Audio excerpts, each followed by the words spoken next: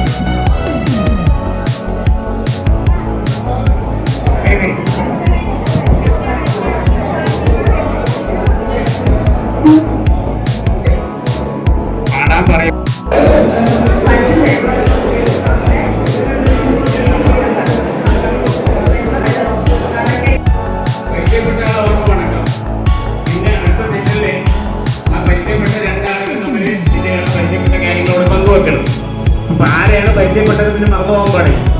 ഇപ്പൊ സാമ്പിളാണ് ചെയ്ത് നടത്തം പോരാ, നടത്തൽ പവർ പോരാ.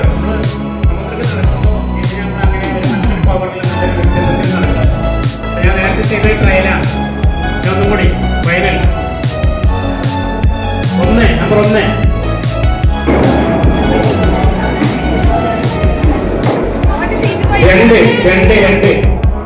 രണ്ട് പരിചയപ്പെടലുള്ളൂ. അവിടെ നിന്ന് പരിചയപ്പെടാം. 2 3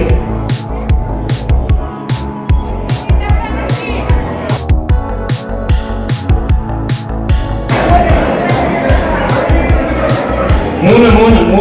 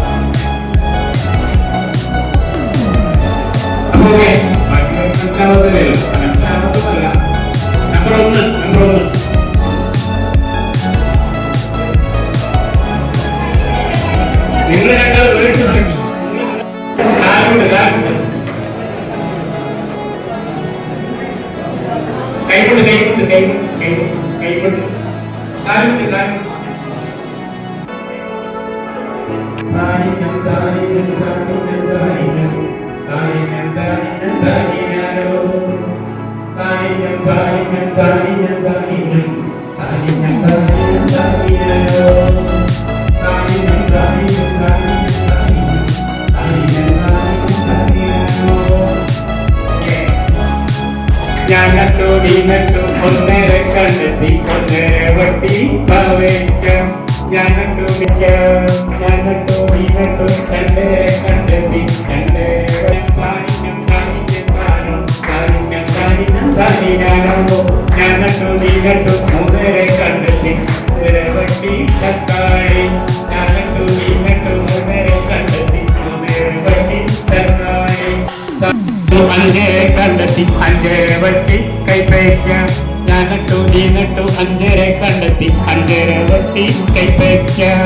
താനിനം താനിനം താനിനം താനോ താനിനം താനോ താനിനാനോ താനിനം താനോ താനിനം താനി താനിനം താനോ താനിനാനോ. ഞാൻ നട്ടു നീ നട്ടു ആറേരെ കണ്ടെത്തി ആറേരെ വട്ടി വെണ്ടയ്ക്കാം. ഞാൻ നട്ടു നീ നട്ടു ആറേരെ കണ്ടെത്തി ആറേരെ വട്ടി വെണ്ടയ്ക്കാം. താനിനം താനിനം താനിനം താനോ താനിനം താനോ താനിനാനോ താനിനം താനോ താനിനം താനോ താനിനം താനോ താനിനാനോ. ഓക്കെ. എൻ്റെ പേര് ഫാത്തിമ. ഡിവിഷൻ പറയുന്നത് കലാ സാംസ്കാരിക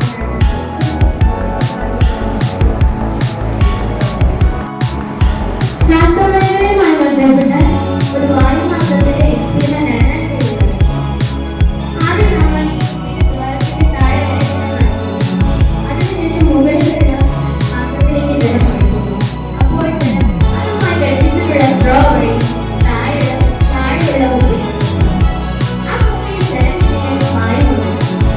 ആ വായു സ്ഥിതി ചെയ്യാൻ സ്ഥലമില്ലാതെ വരികയും ആ വായു സ്ട്രോ വഴി ഈ കുപ്പിയിലിടുകയും ആ കുപ്പിയിലെ ജലത്തിൽ മർദ്ദം ചെലുത്തുകയും ചെയ്യും. ആ കാലമാണ് കൃഷി. മാറ്റങ്ങളുടെ തേരോട്ടവുമായി കാർഷിക മേഖല. പഴയ കൃഷി രീതികൾ, നാടിന്റെ നേരും നിറയുമാർന്ന വിത്തുകൾ, പ്രകൃതി സൗഹൃദമായ ഉൽപ്പന്നത്തിന്റെ പിന്തുണയോടെ പാരമ്പര്യമായി കൈമാറി കിട്ടിയ അറിവുകളുടെ അടിസ്ഥാനത്തിൽ പാടത്തും പറമ്പിലും വേസ്റ്റ് എടുത്തിട്ട് വെള്ളമായി കൃഷികൾക്ക് ഉപയോഗിക്കുന്നു. ഹൈഡ്രോപോണിക്സ് മണ്ണില്ലാതെ വെള്ളത്തിലൂടെ കൃഷി ചെയ്യുന്നു. മണ്ണിൽ ഉപയോഗിക്കുന്ന വളങ്ങളും അതിൽ ഉപയോഗിക്കുന്നു.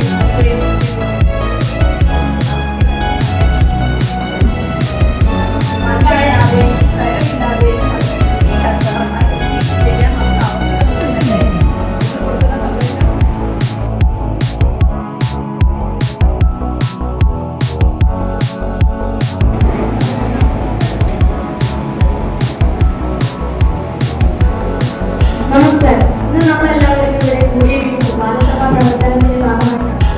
ഞങ്ങൾ ഇന്ന് നിങ്ങൾക്ക് മുന്നിൽ അവതരിപ്പിക്കുന്നത് കാർഷിക മേഖലയെക്കുറിച്ച്. പ്രധാനമായും കാർഷിക മേഖല തിരഞ്ഞെടുക്കാൻ കാരണം അഭിമാനത്തോടു കൂടി തന്നെ എനിക്ക് പറയാം. എന്റെ നാടായുള്ള കാർഷിക മേഖലയിൽ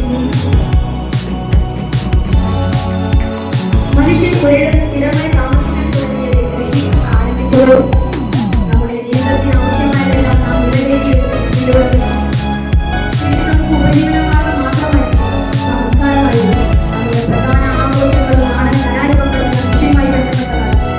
കൃഷി ദൈവികമായ പ്രവൃത്തിയായിട്ടാണ് കണ്ടിരുന്നത്. നമ്മുടെ മണ്ണിനും കാലാവസ്ഥയ്ക്കും അനുസരിച്ചുള്ള രീതിയിലാണ് നമ്മുടെ നാട്ടിൽ ഉത്സവം തന്നെയായിരുന്നു. എന്നാൽ ശാസ്ത്ര സാങ്കേതിക വിദ്യ പുരോഗമിച്ചതോടെ കൃഷിയിൽ വലിയ മാറ്റങ്ങൾ വന്നു. കായും കലപ്പവും ഉപയോഗിച്ച് നിലനിർത്തുന്ന സ്ഥാനത്ത് ഇന്ന് ട്രാക്ടറാണ് ഉപയോഗിക്കുന്നത്. ജലസേചനത്തിൽ പമ്പ് സെറ്റുകളും ഉപയോഗിക്കുന്നു. ഞാറുനദി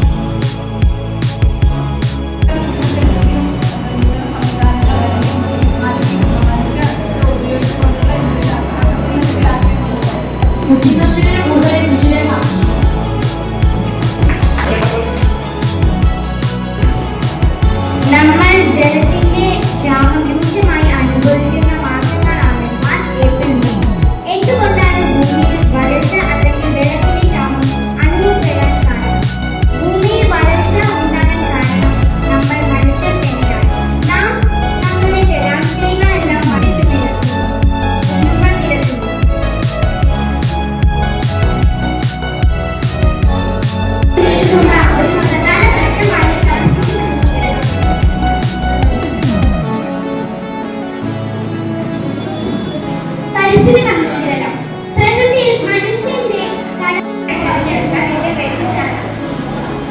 ഈ യോഗ ഫെസ്റ്റിനോടനുബന്ധിച്ച് ഞാൻ തെരഞ്ഞെടുത്ത വിഷയം ഇന്ത്യയിൽ ഏറ്റവും കൂടുതൽ വേഗത്തിൽ വളരുന്ന ഒരു വ്യവസായമായ കാർഷിക മേഖലയെക്കുറിച്ചാണ്.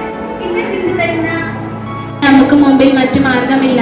അത് കേവലം ഭക്ഷ്യ ഞാൻ പറഞ്ഞല്ലോ നമ്മുടെ മക്കളെ കുട്ടിക്ക് കാര്യം പറഞ്ഞില്ലേ, നമുക്ക് അങ്ങനെ വരാതിരിക്കട്ടെ. ഒരു പ്രതിസന്ധി നമ്മുടെ കുടുംബത്തിന് വരികയാണെന്നുണ്ടെങ്കിൽ ആ കുടുംബത്തിനെ സംരക്ഷിക്കാനുള്ള ഉപജീവനം നമ്മുടെ മനസ്സിൽ ഉണ്ടായി പറ്റും, അതുണ്ടാവും. മേഖല, സാഹിത്യ മേഖല, രാഷ്ട്രീയ മേഖല, സാമ്പത്തിക മേഖല, കായിക മേഖല, വ്യത്യസ്ത തരത്തിലുള്ള കലകളാണ് ഈ മേഖലയ്ക്ക് പ്രാധാന്യം നൽകുന്നത്. കലകളുടെയും സംസ്കാരത്തിന്റെയും ഉത്ഭവം നമുക്ക് ഇതിൽ നിന്നും മനസ്സിലാക്കാൻ സാധിക്കും. കലകളിൽ കഥകളി ലോകമാക്കി കേരളത്തെ പ്രശസ്തമാക്കിയ കലാരൂപങ്ങളുടെ കഴിവുകൾ മുന്നോട്ട് വയ്ക്കാതെ അത് തന്റെ ഉള്ളിൽ വെച്ച് അടച്ചുപൂട്ടിയിരിക്കുകയാണ്. നമ്മൾ നമ്മുടെ കഴിവുകളെ മറ്റുള്ളവർക്ക് മുന്നിൽ പ്രകടിപ്പിക്കുക. അറിവ് എന്ന സമ്പത്തിനെ നാം മറ്റുള്ളവർക്ക് കൂടി ഷെയർ ചെയ്യാൻ ശ്രമിക്കുക. കൃഷി പൊതുതലമുറയിൽ നിന്ന് അന്യം നിന്നുകൊണ്ടിരിക്കുന്ന പതിപ്പ് പ്രകൃതിയും മനുഷ്യരും നമസ്കാരം. നമ്മൾ പ്രകൃതിയിൽ അപകടകരമായ ഒരു തകർച്ച അനുഭവിക്കുകയാണ്. മനുഷ്യൻ അതിന് കാരണമാകുന്നു. നമ്മുടെ നിലവിലെ ജീവിത രീതി നിലനിർത്താൻ പ്രകൃതിയെ പലതരത്തിലും ഉപദ്രവിക്കുന്നു. പരിസ്ഥിതി. എനിക്ക് 16 വയസ്സാണ്. കൃഷി പുതുതലമുറയിൽ നിന്നും അന്യം നിന്നുകൊണ്ടിരിക്കുന്നു. ഞാൻ ഉൾപ്പെടുന്ന പുതുതലമുറ അറിഞ്ഞിരിക്കേണ്ട കൃഷിയുടെ പ്രാധാന്യവും ആവശ്യകതയും കുറിച്ചാണ് പറയുന്നത്. ഒരു രാജ്യത്തിന്റെ ഏറ്റവും വലിയ കാർഷിക മേഖലയാണ് ഞാൻ എഴുതിയിട്ടുള്ള വിഷയം.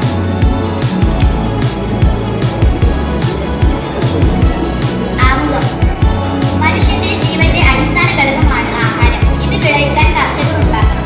ആഹാരമില്ലാതെ സമ്പത്തും ഐശ്വര്യവും നേടാൻ സാധിക്കുകയില്ല. നാം എല്ലാം കാർഷിക സംസ്കൃതിയുടെ പിന്മുറക്കാരാണ്. പക്ഷേ കഴിഞ്ഞ നിരവധി വർഷങ്ങളായി നമ്മുടെ കാർഷിക മേഖല ഭക്ഷ്യവിളകളിൽ നിന്നും ഭക്ഷ്യതര വിളകളിലേക്കുള്ള പരിവർത്തനം പോലെയുള്ള നിർണായക മാറ്റങ്ങൾക്ക് സാക്ഷ്യമായി. വിവര സാങ്കേതിക വിദ്യയുടെ വിശാലമായ ലോകം തുറന്നു വെച്ചപ്പോൾ നമ്മൾ അവഗണിച്ചത് നമ്മുടെ അമ്മയെയായിരുന്നു, നമ്മുടെ പച്ചപ്പിനെയായിരുന്നു. നൂറ്റാണ്ടുകളോളമുള്ള ആ അവഗണന പൂർവാധിക ശക്തിയോടെ തിരിച്ചടിക്കാൻ ആ അമ്മ പ്രാപ്തയായിരിക്കും. ചുഴലിക്കാറ്റായി, വെള്ളപ്പൊക്കമായും ഉരുൾപൊട്ടലായും പ്രകൃതിക്ഷോഭം അറിയിച്ചുകൊണ്ടേയിരിക്കുന്നു. മരങ്ങൾ വെട്ടി നശിപ്പിച്ച് കെട്ടിടങ്ങൾ പടുത്തുയർത്തുമ്പോൾ നാം ഓർത്തുവോ പെയ്യുന്ന മഴവെള്ളം ആയി നിറങ്ങാൻ ഒരിടമില്ലെന്നത്? ഭൂമിയിൽ മനുഷ്യർക്ക് അത്യാവശ്യമുള്ളതൊക്കെയുണ്ട്, പക്ഷേ അത്യാവശ്യമുള്ളതൊന്നുമില്ല. വാക്കുകളുടെ പരമാർത്ഥ്യം അനുഭവങ്ങൾ തെളിയിച്ചുകൊണ്ടേയിരിക്കുന്നു. ഇനിയും എത്ര കവളപ്പാറകൾക്ക് നാം സാക്ഷ്യം വഹിക്കേണ്ടിയിരിക്കുന്നു. പട്ടിണി ഭാവങ്ങളെ അന്വേഷിച്ച് ഇനി ഉത്തരേന്ത്യയിൽ ഒന്നും പോയി അറിയേണ്ടതില്ല. ദൈവത്തിന്റെ സ്വന്തം നാടായ ഓരോ മുക്കിലും മൂലയിലും നാം കണ്ടെത്തി അത്രക്കാരെ. പണ്ടൊരു കഥയുണ്ട്. ദാഹിച്ചു വലഞ്ഞ കാക്ക കുടത്തിലെ ഒരിച്ച വെള്ളത്തിൽ കല്ലുയർത്തി ദാഹം തീർത്തു. പണ്ടതൊരു കഥയായിരുന്നു, കഴമ്പില്ലാത്ത മുത്തശ്ശി കഥ. ഇന്ന് എനിക്ക് തോന്നുന്നു ആ കഥയിൽ കുറെ കാര്യങ്ങളുണ്ടെന്ന്. കാക്കയെ നമ്മളായി, കുടത്തെ ഭൂമിയായി, കല്ലുകളെ കെട്ടിടങ്ങളായി സങ്കല്പിച്ചാൽ പറയാതെ തന്നെ കാര്യം പിടിക്കും.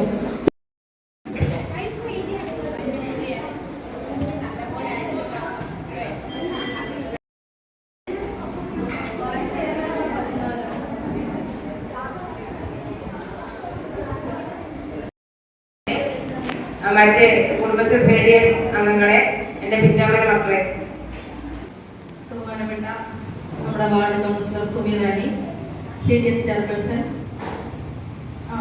വികസന സ്റ്റാൻഡിംഗ് കമ്മിറ്റി ചെയർപേഴ്സൺ സൂറ ടീച്ചർ, അതുപോലെ CDS മെമ്പർ, CDS ചെയർപേഴ്സൺ. പ്രോഗ്രാമിനെ കുറിച്ച് നല്ലൊരു അഭിപ്രായങ്ങൾ വരണം. അതായത് ഈ ലിയോറ ഫെസ്റ്റ് ഉദ്ദേശിക്കുന്നത് അത് നിങ്ങളുടെ ഈ ഓരോ പ്രോജക്റ്റ് വെച്ചതിൽ നിന്ന് ഞങ്ങൾക്ക് മനസ്സിലായി. നടത്താനുള്ള ഒരു ഇത് ബാലസഭയിലെ അത് ചെയ്യുന്ന അവർക്ക് ഒരു ഇത് ചെയ്യാൻ കഴിഞ്ഞാൽ കുറച്ചും കൂടി നിങ്ങൾ നല്ല രീതിയിൽ ഇത് ഇവിടെ പ്രകടിപ്പിക്കാൻ കഴിയും. അതേപോലെ ഇത്രയും സമയം നിങ്ങൾക്ക് വേണ്ടി വളരെയധികം ഒരു പാട്ട് പാടുകയും നിങ്ങളെ എനർജറ്റിക് ആക്കി കൊണ്ടുവരികയും നിങ്ങൾക്ക് വേണ്ടി പല പല കാര്യങ്ങൾ പറയുകയും ഒക്കെ ചെയ്ത നമ്മുടെ